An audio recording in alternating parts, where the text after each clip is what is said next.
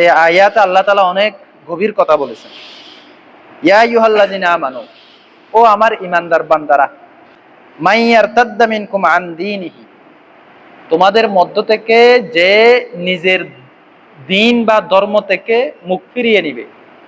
ও আমার ঈমানদার বান্দারা, ঈমানদারদেরকে আল্লাহ তাআলা আরো দয়া করে সতর্ক করতেছে। অনেকে ঈমান আনার পরেও দুর্বল ঈমানের কারণে আবার ঈমান থেকে ফিরে যেতে চাই, অথবা শয়তানের প্ররোচনায় দিন ত্যাগ করতে চাই, আবার কাফেরদের সাথে বন্ধুত্ব করে তাদের দিকে ধাবিত হতে চাই, অথবা ঈমানের উপর অটল অবিচল থাকতে চাই না বিভিন্ন এই জামানায় ফিতনার কারণে। সেই জামানায় মুনাফিকদের প্ররোচনায় কিয়ামত পর্যন্ত আনাওয়ালা উম্মতের জন্য, বান্দার জন্য যে কোনো সময় যে যদি ইমানদারিত্ব থেকে সে যদি মুখ ফিরিয়ে নেয়, অর্থাৎ ইসলাম ধর্মের মধ্যে সে দীক্ষিত ছিল, পরবর্তীতে সে কোনো না কোনো কারণে ইসলাম থেকে সে মুখ ফিরিয়ে নিচ্ছে, আল্লাহ তাআলা তাদেরকে বলতেছে, এরকম যদি তোমরা করো, ফাসাউফা ইয়াতিল্লাহু বিকওমিন, অতি সত্বর আল্লাহ এমন একটা কওম নিয়ে আসবে, এমন একটা গোত্র, এমন একটা জাতি আল্লাহ নিয়ে আসবে মানে তৈরি করে দিবে। সকল ইমানদারদেরকে বলতেছে, এটা কিয়ামত পর্যন্ত আনাওয়ালা বান্দা সকলের জন্য। রসুলের জামানায় যারা ইমানদার তাদেরকে বলতেছে, কিয়ামত পর্যন্ত আমরা যারা ইমানদার প্রত্যেকের বলতেছে, তোমরা যদি আল্লাহর দিন থেকে মুখ ফিরিয়ে নাও এবং আল্লাহর দিনের হাল না ধরো, আল্লাহর দিন প্রতিষ্ঠার জন্য তোমরা পরিকল্পনা না করো, এরকম যদি পরিস্থিতি হয়, তাহলে আমি আল্লাহ তোমাদের পরোয়া করি না, আমি তোমাদের রিপ্লেসমেন্ট, তোমাদের স্থলাভিষিক্ত এমন কওম নিয়ে আসবো, এমন জাতি নিয়ে আসবো। ফাসাউফা ইয়াতিল্লাহ, ফাসাউফা মানে অতি সত্বর আমি নিয়ে আসবো এমন কওম, ইউহিব্বুহুম ওয়া ইউহিব্বুনাহু, যারা আল্লাহকে ভালোবাসবে, আল্লাহ তাদেরকে ভালোবাসবে। তাদের প্রথম গুণাবলী, এখানে প্রায় 5টা গুণাবলী বলবে। আমি এমন কওম তোমাদের জায়গায় রিপ্লেস করব। আরবদেরকে সম্বোধন যদি করে, হে আরবেরা, তোমরা যদি আল্লাহর দিনের হাল না ধরো, আল্লাহর দিন প্রতিষ্ঠা না করো, তোমাদের পরিবর্তে আমি এমন কওম তোমাদের জায়গায় রিপ্লেস করব। হে বাঙালিরা, তোমরা যদি দিনের হাল না ধরো, ইসলামের হাল না ধরো, তোমাদের জায়গায় আমি এমন কওম রিপ্লেস করব, যারা আমাকে ভালোবাসবে, আমি তাদেরকে ভালোবাসবো। তাদের প্রথম বৈশিষ্ট্য আল্লাহর ভালোবাসা পাওয়া, এটা কোনো চাটকিখানি কথা নয়। আল্লাহর ভালোবাসার পাত্র হওয়া, এটা কোনো সহজ কথা নয়। আল্লাহ আপনাকে ভালোবাসা, আমাকে ভালোবাসা, এটা কি সহজ কথা? এবং আপনি আল্লাহকে ভালোবাসবেন, সেরকম কওম আমি নিয়ে আসবো, আল্লাহ চ্যালেঞ্জ করে বলতেছে। 2 নম্বর, আদিল্লাতিন আলাল মুমিনিনা আইজ্জাতিন আলাল কাফিরিন, এমন কওম নিয়ে আসবো যারা মুমিনের জন্য কোমল হৃদয় হবে। আদিল্লাতিন আলাল মুমিনিন, মুমিনের জন্য কোমল হৃদয়, সফট। মুমিন দেখলে আসসালামু আলাইকুম, কেমন আছেন ভাইয়া, ভালো আছেন, হাসি মুখে কথা বলবে, তার কাজে তার উপকারে সে কাজ করবে, এরকম মুমিনের জন্য কোমল হৃদয় হবে। আইজ্জাতিন আলাল কাফিরিন, কাফিরের জন্য কঠোর হবে, সেরকম কওম আমি নিয়ে আসবো। তোমরা যদি আল্লাহর দিনকে আল্লাহর দিন থেকে মুখ ফিরিয়ে নাও, তোমাদের আমি তার দাঁড়ি না, আমি তোমাদের রিপ্লেসমেন্ট নিয়ে আসবো, যারা আল্লাহকে ভালোবাসবে, আল্লাহ তাদেরকে ভালোবাসবে, তারা মুমিনের জন্য কোমল হৃদয় হবে, কাফেরের জন্য কঠোর হবে। এই সিফতগুলো বলতেছে যেন আমরা এই সিফতগুলো ধারণ করতে পারি, এই বৈশিষ্ট্যগুলো ধারণ করতে পারি। 3 নম্বর তাদের সিফত, ইউজাহিদুনা ফি সাবিলিল্লাহ, তারা আবার দিন প্রতিষ্ঠার জন্য আল্লাহর রাস্তায় কি করবে? জিহাদ করবে। তোমরা জিহাদকে ভয় পেয়ে নিজেদের গদি ধারণ করার জন্য যদি বসে থাকো, জিহাদ যদি তোমরা না করো, ইসরায়েলের বিরুদ্ধে, আমেরিকার বিরুদ্ধে তোমাদের কথা বলার যদি শক্তি না হয়, আমি এমন কওম নিয়ে আসবো যে কওম ঠিক এই ইউজাহিদুনা ফি সাবিলিল্লাহ, আল্লাহর রাস্তায় কি করবে? জিহাদ করবেই করবে। এরকম কওম আমি নিয়ে আসবো, আমি পারি। এরপরে বলতেছে 4 নম্বর, ওয়ালা ইয়াখাফুনা লাওমাতা লাইম, তারা নিন্দুকের নিন্দার পরোয়া করবে না। লা ইয়াখাফুন, খৌফ মানে ভয়, লাওমাতা লাইম নিন্দুকের নিন্দার পরোয়া করবে না, সেরকম কওম আমি নিয়ে আসবো। তোমরা যদি বইয়ে আতঙ্কিত থাকো, আমেরিকা কি বলবে? তোমরা যদি বইয়ে আতঙ্কিত থাকো, ইহুদিরা কি বলবে? তোমরা যদি বইয়ে আতঙ্কিত থাকো, ভারত পার্শ্ববর্তী দেশ হিন্দু, তারা কি বলবে? তোমরা যদি বইয়ে আতঙ্কিত থাকো, রাশিয়া চীন কি বলবে? আমি জিহাদ করলে আমাকে জঙ্গি বলবে, আমি জিহাদ করলে আমাকে খুনটাসা করে দিবে, আমাকে জেলে নিয়ে যাবে, আমাকে বিভিন্নভাবে হয়রানি করবে। এরকম যদি আতঙ্ক নিয়ে তোমরা আতঙ্কিত হও, আমি এমন কওম নিয়ে আসবো, লা ইয়াখাফুনা লাওমাতা লাইম, দিন পালনের ক্ষেত্রে তারা কারো কোনো পরোয়া করবে না। একেবারে একেবারে মানি দিনের প্রতিটি ক্ষেত্রে তারা মান্য করে চলবে। ব্যক্তি, পরিবার, সমাজ, রাষ্ট্র প্রতিটি ক্ষেত্রে তারা দিনকে অনুসরণ করবে। ওয়ালা ইয়াখাফুনা লাওমাতা লাইম, কোনো নিন্দুকের নিন্দা পরোয়া করবে না। এটা রাষ্ট্রীয় পর্যায়ে, এটা ব্যক্তি পর্যায়ে। ব্যক্তি পর্যায়ে কেমন? আমি যদি দাঁড়িয়ে রাখি, বন্ধু বান্ধবরা বলবে আরে বুড়া হয়ে গেছ, বিয়া করছিস, করলে না দাঁড়িয়ে রাখবে, এখনো তুই ইয়ং পোয়া। এই যে লা ইয়াখাফুনা লাওমাতা লাইম, লা ইয়াখাফুনা লাওমাতা লাইম, আরে সে কি বলবে, আমার শোনার সময় নেই। আমি রসুলের সুন্নাহ এটা আঁকড়ে ধরবো, আমি দিন পালন করতেছি।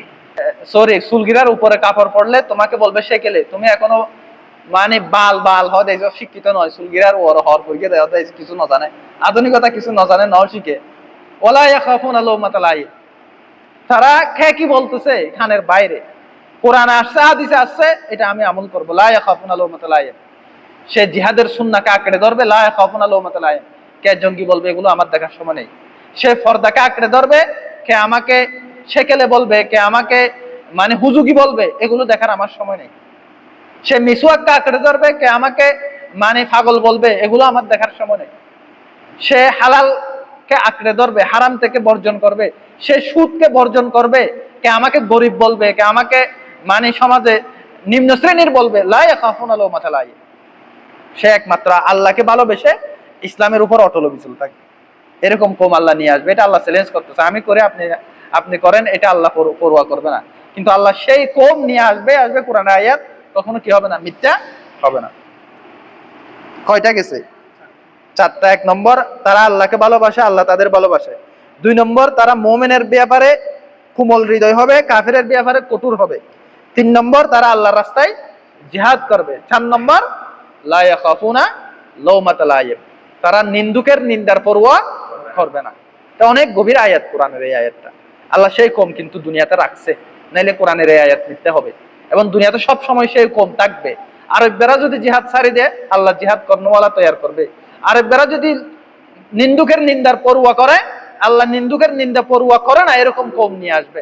বাঙালিরা যদি জিহাদ ছাড়ি দেয়, আল্লাহ আবার নিয়ে আসবে এরকম। যালিকা ফজলুল্লাহ, আল্লাহ শেষে বলতেছে এটাই হলো আল্লাহর ফজল। আমরা আল্লাহর ফজল মনে করতেছি কোটি কোটি টাকার মালিক হওয়া, ক্ষমতার অধিকারী হওয়া। আল্লাহ বলতেছে এটাই আল্লাহর ফজল, তাদেরকে আমি দিছি। যালিকা ফজলুল্লাহ ইউতিহি মান ইয়াশা, এটাই আল্লাহর ফজল, এটাই আল্লাহর করুণা, এটাই আল্লাহর দয়া। আল্লাহ যাকে চাই তাকে এই দয়া দান করে। যেমন আল্লাহ যখন নবীকে নবী বানালো, মুহাম্মদ সাল্লাল্লাহু আলাইহি ওয়াসাল্লামকে, মক্কার অনেক কাফেররা সহ্য করে নাই। নবীকে কেন নবী বানাইছে? মদিনাতে মক্কাতে বড় বড় নেতা ছিল, তাদেরকে কেন নবী বানাই নাই? একজন ইয়েতিম, তার মাথার উপর ছায়া নেই, তাকে কেন নবী বানাইছে? তা আল্লাহ তাআলা বলতেছে আল্লাহর রহমত কে বন্টন করবে, এটা কি তারা বলে দিবে না আল্লাহ বন্টন করবে? আল্লাহ নবী বানানোটা রহমত, এতিম হোক। ঠিক আল্লাহ তাআলা কাউকে যদি এই গুণাবলীগুলো দেয়, লা ইয়াখাফুনা লাওমাতা লাইম, ইউজাহিদুনা ফি সাবিলিল্লাহ, আযিল্লাতিন আলাল মুমিনিন আইজ্জাতিন আলাল কাফিরিন, ইউহিব্বুহুম ওয়া ইউহিব্বুনাহু, সাতটা বৈশিষ্ট্য যদি আল্লাহ কাউকে দেয়, এটা যালিকা ফজলুল্লাহ ইউতিহি মান ইয়াশা, এটা আল্লাহর ফজল, এটা আল্লাহ যাকে চায় তাকে দেয়। এরপর আল্লাহ বলতেছে ওয়াল্লাহু ওয়াসিউন আলিম, আল্লাহ মহান, আল্লাহ সব কিছু জানে, কাকে কি দিতে হবে এটা আল্লাহ জানে। আল্লাহ মহান, আল্লাহ মহাজ্ঞানী। সুতরাং তোমরা যদি দিন থেকে মুখ ফিরিয়ে নাও, তোমরা এটা ভেবো না যে আল্লাহর দিনকে আল্লাহ মানে এভাবে পরাজিত অবস্থায় রেখে দিবে, আল্লাহর দিনকে আল্লাহ লাঞ্ছিত অবস্থায় রেখে দিবে, এটা কখনো ভাবিও না।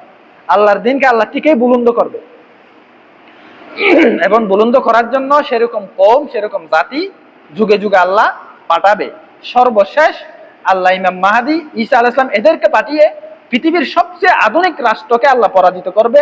সবচেয়ে পারমাণবিকের অধিকারী পুরা কুফফারদের পরাজিত করে আবার আল্লাহ দ্বীনকে কি করবে? বুলন্দ করবে। ইসলামের শুরুতে মুহাম্মদ সাল্লাল্লাহু আলাইহি ওয়াসাল্লাম এবং তার সাহাবীদেরকে দিয়ে আল্লাহর দ্বীনকে বুলন্দ করছে। মাঝখানে বিভিন্ন সালাউদ্দিন আইয়ুবী আসছে, এভাবে ইমাম মাহদী আসবে, বড় বড় ওসামা বিন লাদেন আসছে, আরো বড় বড় মুজাহিদ নুরউদ্দিন জঙ্গি আসছে, তারা আল্লাহর দ্বীনকে বুলন্দ রাখছে। আবার শেষে ঈসা আলাইহিস সালামকে আল্লাহ পাঠাবে, এটা হাদিস আছে।